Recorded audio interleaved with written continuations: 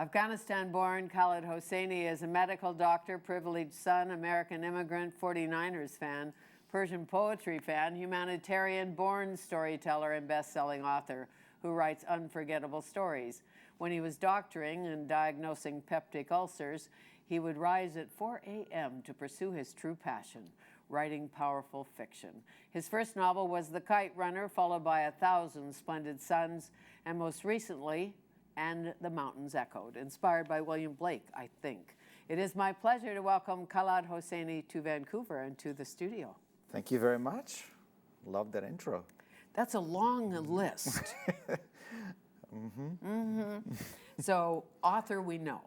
Yes. A doctor, internal medicine? Yes, I was an internist, and I was actually in practice for close to 9 years.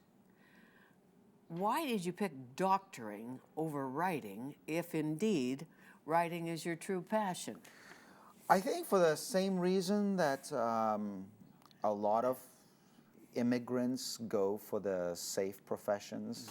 I never thought it's possible to make a living from writing.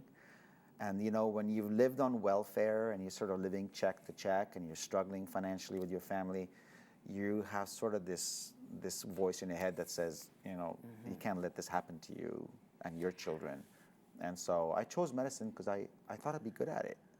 And if you had said to your father, Dad, I think I'll be an artist or maybe a singer or a poet, he would have said... He would have been shocked because I was far too sensible a boy to ever say that. And frankly, the idea of pursuing those things never even crossed my mind. I would have laughed if somebody said, you know, you should pursue writing. So I'm like, that's not what serious people do. You know, that's an indulgence. It's a hobby, but it's not like people like write books and make a living. Yeah, there's like select few people. But. Sure, maybe I'm not a Steinbeck. That, and also, you know, I mean, I had to learn English. When I came here, I didn't know English, so it's, you know, to make a living based on a language that you're learning, you know, it just seemed so ridiculous. Take me back to your young life.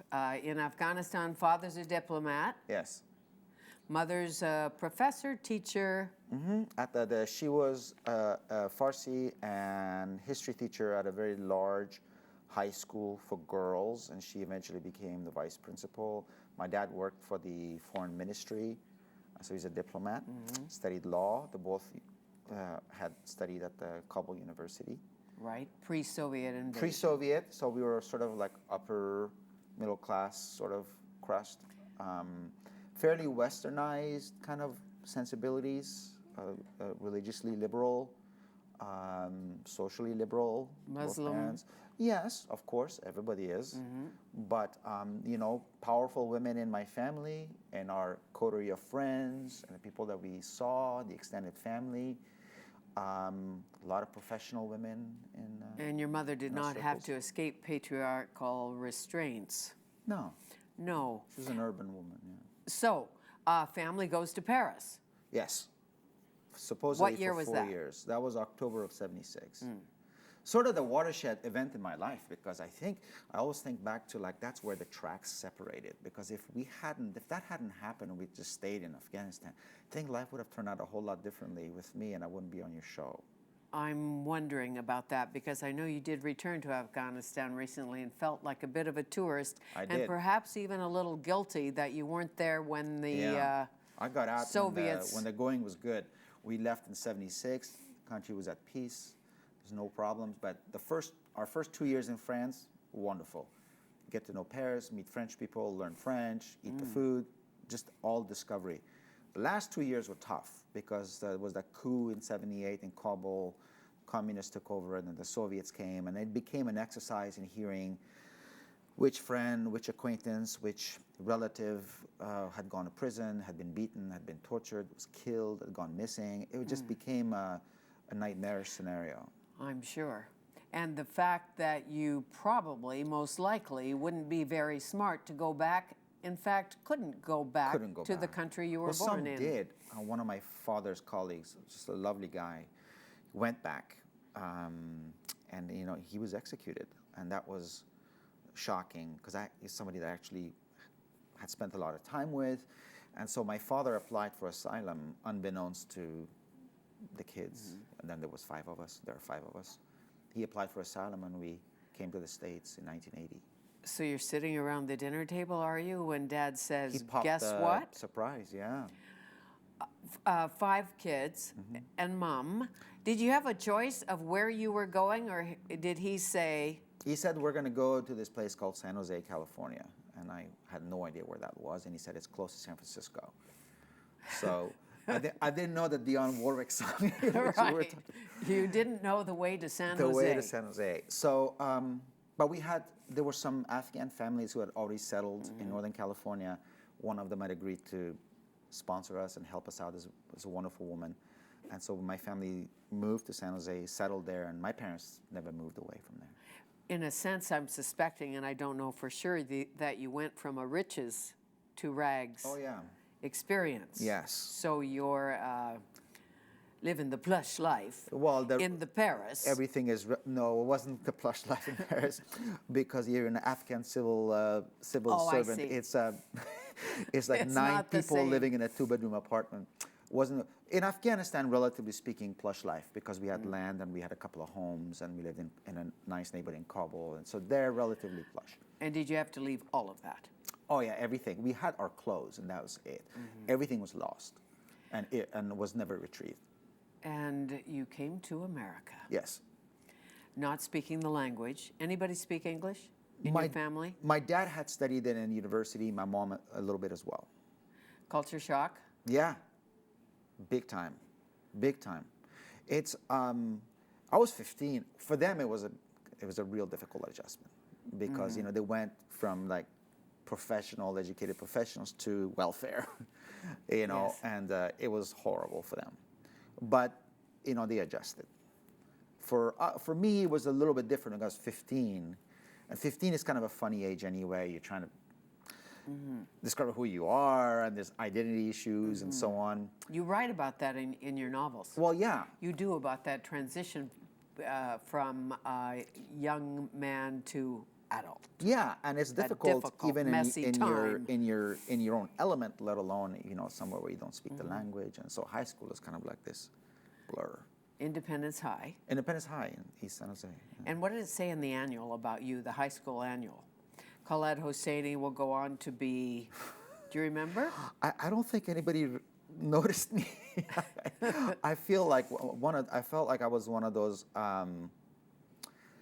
anonymous sort of wallpaper creatures that lived on the periphery of high school culture. Right, smart, I bet. I was a terrific student. Yeah, I was a really good student, and I did well. I went to college, and yeah, I was a very good student. But by the time I found my sea legs and figured out high school, it was time to leave. But no kite fighting. Is it called kite fighting? Yeah. No kite fighting in San Jose, I doubt. No. Which happened a lot in the Kite Kabul, Runner. a lot. What is kite fighting? So you fly your kite, but you fly it with a very special kind of string. The string is coated with this mixture of ground glass and glue. So there's like sort of this mushy mixture, and you pull the string through it so it gets fully coated, then you let it dry, then you roll it up, and then you fly your kite with this very sharp string. And the objective is to cut the other guy's string up in the air. The guy could be like on the other side of the city, because these kites are flying very high. And it could be in another neighborhood. And so you cut his string, and his kite is cut, and then your friends, whoever goes chasing and trying to catch that kite. Was that an inspiration, in a sense, for the Kite Runner, or was it something else? It was the first thing, it was. Because I saw this news story on TV about the Taliban banning kite flying in Afghanistan, which was like, no. Those boys, those kids, they have so little to begin with. It's like and now banning baseball in America. Yeah, except, it's like after everything they went through, that this one little pleasure, and they took that. So that was spring of '99, and I just remember just going from the TV screen. I turned off the TV and went and sat down, and I woke up about 8 hours later, and I had written this short story, which I thought was going to be about kite flying, because it was like one of my central images of my childhood, the kite flying. And, there was this story about, they had the kites, but it was really about much more than that. It was about... Much more than that. Yeah. It's about boy bonding. Yeah, And it's deeper than brotherhood, that. family, you know. You have said, I've read you've said, that your novels are love stories Yes. of sorts. How so? Well, I think they all are in one way or another. They could all be seen through that prism. I think it's, you know, my first book was about this sort of love triangle between this man and his two children, the love that the boys share. The second book was really about this love between these two women who find themselves married to the same abusive husband, and they form this very powerful. It's not the sort of the romantic notion of love that I seem very interested in writing about, but it's really kind of love either between family members or people who become sort of de facto family to each other. Sure, and it's about, love is about jealousy and betrayal and compassion. Yeah. And it's much deeper than just romance. Just romance. 101. Yeah, yeah. That particular sort of device, the romantic love device, doesn't seem to, you know, I don't seem to find a lot of inspiration in that. I think part of it is the fact that, you know, family life in Afghanistan is so central to how your world is built. And how is it different? Family life in Afghanistan Well, it's everything. to family life in San Jose? Genealogy is a national pastime. You know, you put two Afghans in a room, give them 10 minutes, they'll figure out how they're related. So, who your ancestors are, and the extended family, and all these very kind of these connections are very important. You understand yourself as part of a much bigger whole, and not just, you know, in the West, in San Jose, individualism is rewarded. You know, we tattoo our body to stand out. We color our hair. We dress differently just so that we stand out.